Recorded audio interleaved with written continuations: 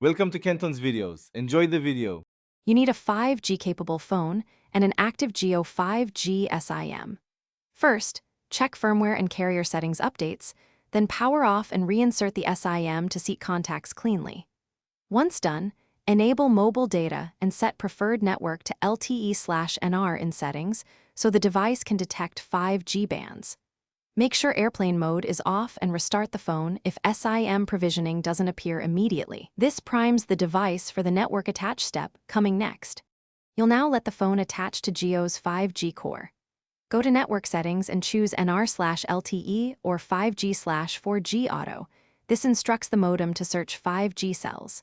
Next, confirm the APN is Gionet with default authentication and no proxy. That ensures data session establishment. If you don't see 5G, toggle mobile data off and on, then reboot.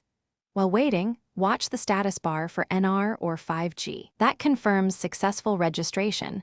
Before you run speed, finish by validating performance. Run a speed test and note latency.